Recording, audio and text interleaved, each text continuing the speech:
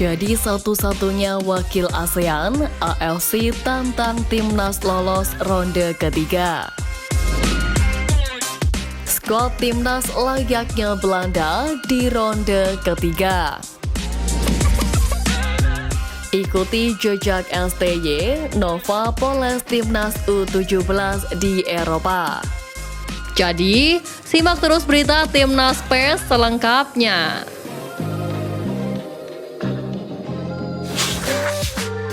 Jadi satu-satunya wakil ASEAN, AFC tantang timnas lolos ronde ketiga. Timnas Indonesia akan berlaga di putaran ketiga kualifikasi Piala Dunia 2026 zona Asia.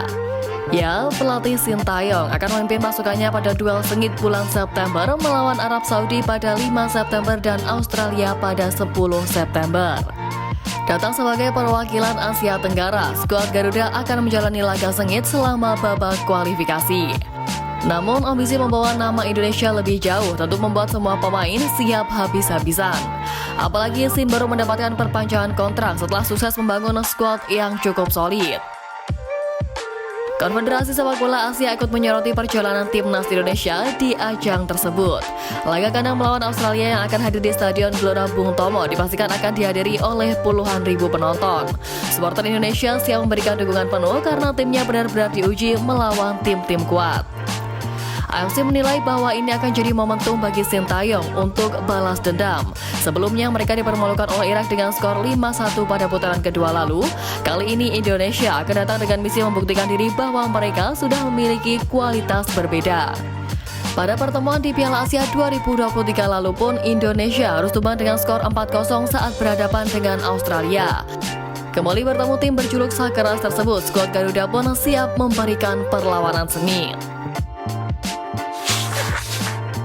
Skuad timnas layaknya Belanda di ronde ketiga. Jelang berjuang di putaran ketiga kualifikasi Piala Dunia 2026, paling tidak ada 14 pemain yang bisa diandalkan pelatih Sintayong untuk membawa skuad Garuda membuka jalan ke Piala Dunia. Terlepas dari upaya Sintayong mencari tambahan pemain naturalisasi, saat ini ada nama-nama seperti Jay Ises, Elkan Bagot, Jordi Amat, Justin Hubner, Tom Hai, Ivar Jenner, Ragnar Oratmangun, Kelvin Verdonk, Sena Patinama, Nathan Chuan, Rafa Strike, Sandy Wells, Jay Raven, dan Martin Paes. Dari 14 nama itu, Jay Ises menghadirkan ketenangan di lini belakang timnas Indonesia.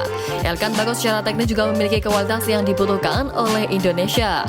Bukan hanya urusan bertahan, dengan tinggi yang dimiliki, Bagot juga penting dalam skema bola mati maupun lemparan ke dalam Pratama Arhan.